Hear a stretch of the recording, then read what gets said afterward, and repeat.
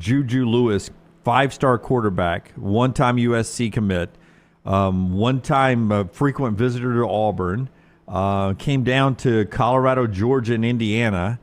Picks Colorado and Deion Sanders. LT instantly talks about you're not going to do that unless you think Deion Sanders is going to be back. Orlovsky says Deion doesn't seem like the kind of guy that would let a guy flip to him thinking he's not going to be back.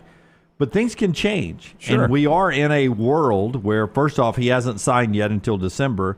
But even if he does sign with Colorado, we're in a world now that if Deion took, say, the Cowboys job, that he would have 30 days to leave with no problem. And a lot of interested parties. That's right. Yeah. So First time I really feel like Deion is going to stay at Colorado. is right now. Yeah, and I think maybe this came into play because, I did mention the player, and I think it was Andre Hawkins that said yesterday, I cannot imagine being in the NFL and being in a locker room where the quarterback is the coach's son.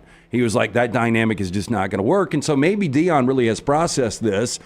And, Deion's a very spiritual guy. Like, I had God blessed me with the opportunity to coach my son for 3 years at a high level. And I'm going to let him go do his thing. And I'm going to stay here. Colorado gave me an opportunity at this level, and I'm getting paid a lot of money. And I'm doing things people thought I couldn't accomplish. And now he's got, I don't want to call him a project because the guy's obviously super talented, but now you've got your quarterback of the future. There had to have been that discussion behind the scenes that Deion was going to be there for 2, 3, 4 years. Got his kickstand down. Yeah, that's what he told us. So this is kind of cool. I mean, I like the fact that Deion's just not going to fly and kind of chase his kid around and try to manipulate the NFL draft. And, he ends up being the head coach where Shedeur goes. I think this is, obviously a big win for Colorado. The question is, not the question, but I guess the criticism, as much as it's a criticism, is like, okay, well, obviously he can win when his son is playing quarterback and when a guy that calls him his second father is their star receiver / defensive back, right? Sure, anybody can win with those guys. What's going to happen when they're going? Well, I think you got part of the answer today. He's still recruiting. That's right. And it may not be traditional recruiting. It might not be going the way everybody has done it. But guess who doesn't have to recruit traditionally? Deion Sanders. He doesn't have to recruit traditionally, right? He doesn't have to go pound the pavement the way everybody else does.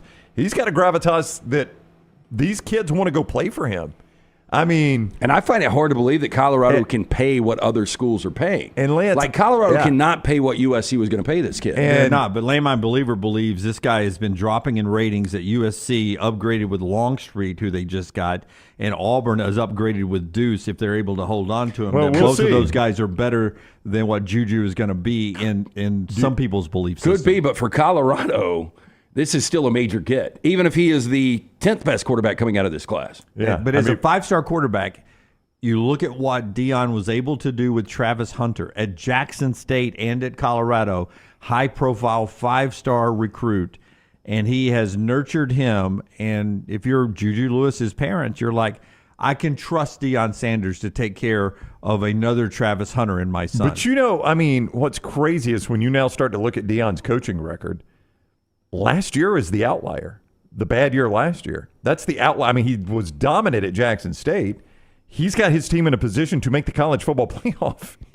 I can't even say it without laughing. Yeah. To make the college football playoff in year 2 at Colorado. Yeah. That is just astounding. This is a huge week for Colorado, and guess what? They're going to lose. I know you think that, but still, I hope it doesn't overshadow what he's done because it won't. To mid-November, to have his team in position to make a college football playoff in year 2, from what he took over at Colorado, I'm not even sure Nick Saban could have done that.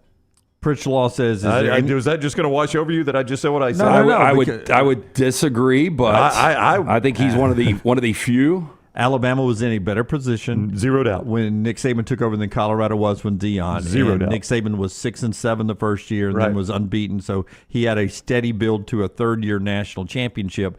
But Alabama was further ahead. So if Colorado's in the college football playoff, I think that's faster than what Nick did at Alabama. And don't hear me make the argument that that Sanders is a better coach than Saban. That's absurd. Yeah. I'm just saying Deion had a special skill set that allowed him to build this thing this quickly. And he had a very talented son that was a quarterback. That helped a whole lot. When I go to my fake account, Brown sucks at Cover Crimson, that's exactly what I'll be saying. Did you hear Brown to say Deion Sanders better coach than Nick Saban? Pritch Law says, is there anything more unreliable nowadays than a verbal commitment? No, not really. Yeah.